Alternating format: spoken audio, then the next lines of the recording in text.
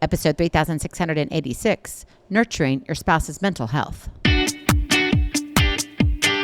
Moms, it's time to rediscover, rejuvenate, and renew who you are in mind, body, and spirit. Welcome to Create Your Now, Your Best Selfie, the show to help you do just that. Here's your host, certified life coach, personal trainer, and nutritionist, Christiane Wargo.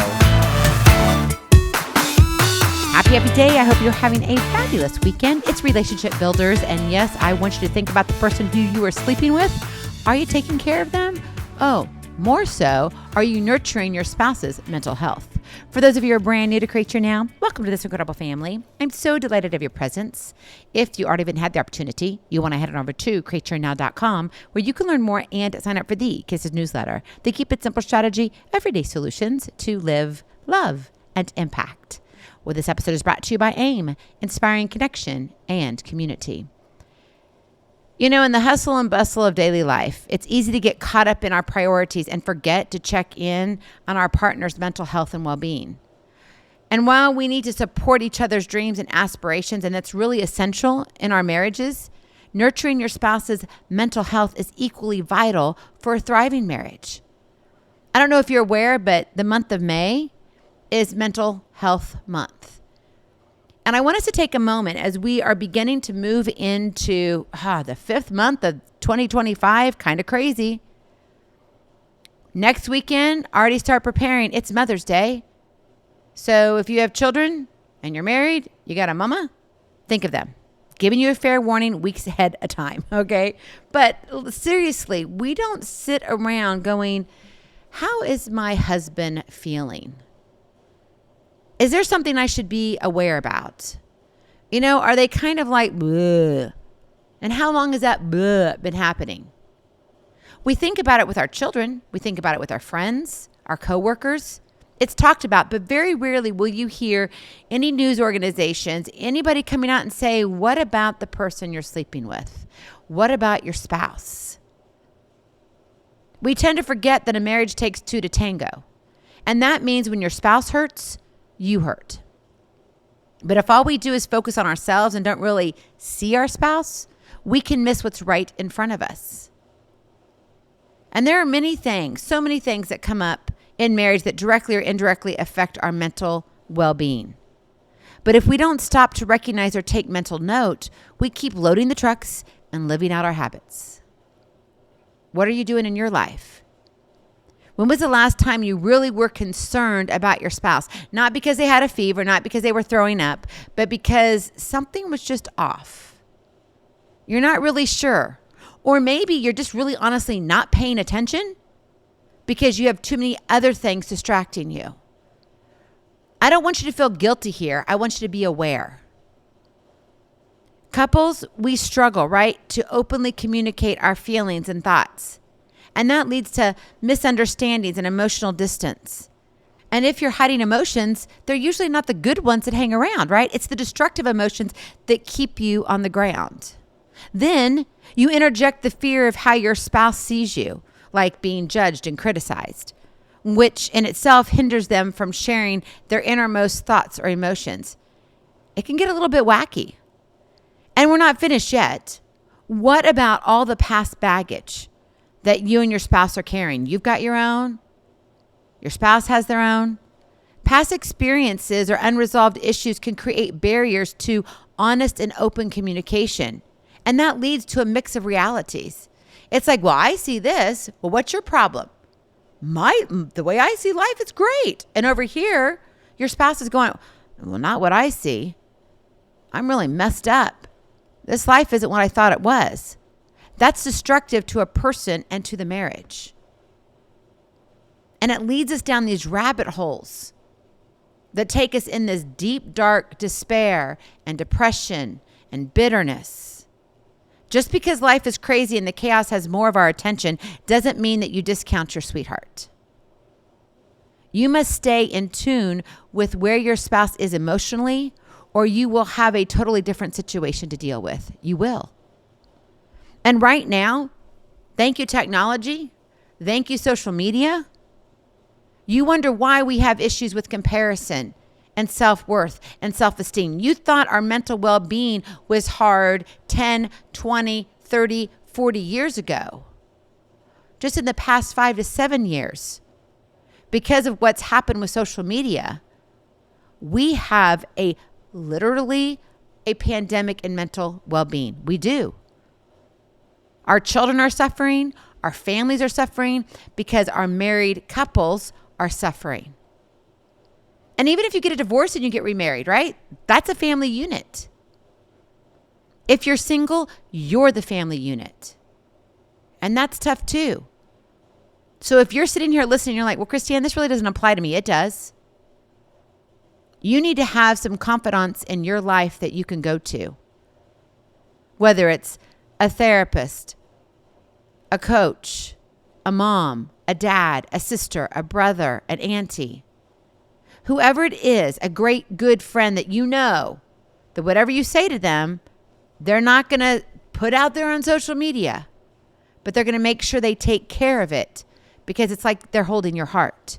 You need that type of person in your life. And when you're married, your spouse should be that for you and vice versa. But what happens is we get caught up in the chaos, we get caught up in the busyness, and we let the demands of work and family and daily responsibilities create this wedge, even a mountain that you can't overcome. But I'm here to tell you, you can. But you've got to be intentional with it. You have to be intentional on the marriage you really desire, and that comes with the mental health of your spouse.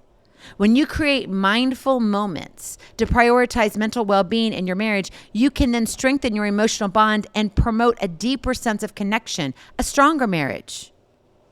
So if you want a thriving marriage, you got to take time and look at the mind. That is your Kiss to Keep It Simple strategy. Take time and look at the mind. If your excuses are all about how busy you are, what you still have to do, your to-do list, oh, wait, I've got this. Oh, but wait, I got to go get the kids too. It's all about what the kids need. You're missing the most important person, your spouse. Take the time and look at the mind. And that's their mind and yours. Yours matters too. So it's not just about them, but it is because if you're not looking, who will? And that's an honest question. So what does it look like to foster the supportive environment for you and your spouse's mental health? What does it look like? Number one, you've got to sit and listen. Set aside regular time to sit and truly listen to your spouse without judgment or distractions. No criticism allowed. Show empathy and validation for their feelings. Honor them. Let them express their experiences. The goal needs to be to create a safe space for honest conversations about how they're feeling. So encourage your sweetheart to share their thoughts and concerns and needs without fear of criticism. You need to be there to hold them up, not keep score of their wrongs. What are you doing in your marriage? Are you willing to hold up your spouse? To hold that space for them? Just to listen? You don't have to have an answer. It's just for them to, and for you to listen, for them to express and you to listen. But if you're sitting there going, nope, oh man, he really failed here, then we've got another conversation we need to have. Keeping score of the wrongs is not a marriage that's going to survive for a long time. So ultimately, you need to sit and listen. Number two, be intentional in silence. You have a greater effect on your spouse with what is not shared and what your body and look say.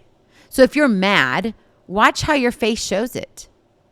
Your spouse sees more than what you say. Think about that for a minute. Your spouse sees more than what you say. Think about his body language. And the same goes for you, right? You see more than what your spouse says. So be intentional in the silence and be kind to those who are in front of you. It's easy for us to get wrapped up in what we think needs to happen. We want to jump to the end of the story, but it's not your story or your sentence to finish. It's theirs. So honor it. Be intentional in the silence. And then finally, number three, wrap your spouse in gratitude. Think of this as a grateful hug. Express your gratitude for your sweetheart's support and care and acknowledge their effort that they put into maintaining their mental health.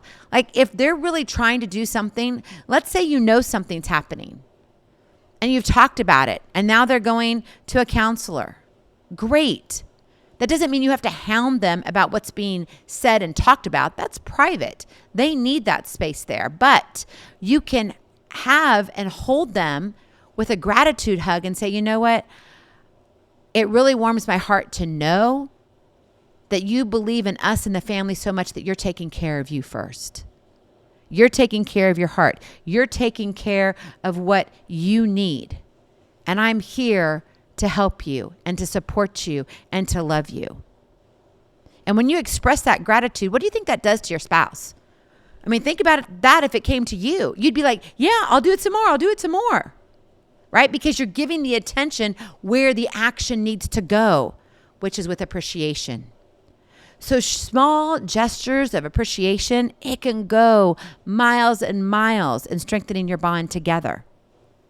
Remember, creating mindful moments for mental well-being in your marriage is an ongoing process, and it's going to require patience. You're going to have to be understanding. And at times you're going to be like, oh, I'm going to pull my hair out. We just went over this. Why are we right back here where we started? It's like it's 10 years ago. That's okay. Change takes time. But by prioritizing each other's mental health and well-being, you get to build by choice a resilient and supportive relationship, a marriage that can stand the test of time, that can stand the test of any storm that comes your way. So what will you do for your spouse when it comes to their mental well-being? And let me say this, maybe you need to open it up for conversation. Maybe you have a date night and you have some deep thought questions. You say, you know what, hon, I've been thinking about this. And you can blame it on me. Bring me into the conversation if you need to. I was listening to this chick, and you know, she kind of had a good point. How are you really feeling? I think we need to look at our mental well-being. I know work has been tough for you. Me home with the kids and me working online, you know, it's different. And I think we need to come together. I want to understand more of where you are so I know how I can support and love you and serve you the way you need to in this season of life. Whoa, that's a drop the mic moment. That's okay, let's hear the crickets. Let's just be quiet for a moment and let him respond. And same goes for you, right? And then you can share your stuff. Now, it may take some time, right? Change is a constant, but change takes time. And right now, you've got only the next step, the next moment, and that will lead you to miles of greatness, right? One step at a time leads to miles of greatness. So take a deep breath. God's going to carry you, but know and see what's not being said, because I guarantee you something's going on in the head. Go in peace. Be present. Be incredible. Be you. I love you so very much. I cannot wait to see you on the other side. Blessings, hugs, and lots of love. We'll talk to you real soon. Have a glorious, blessed day. Bye-bye. Feeling inspired, ready to train for life and love your journey? Visit createyournow.com for more incredible resources to help you along the way. We'll see you next time on Create Your Now, Your Best Selfie. And remember, always be sure you consult your physician before beginning any health and fitness plan.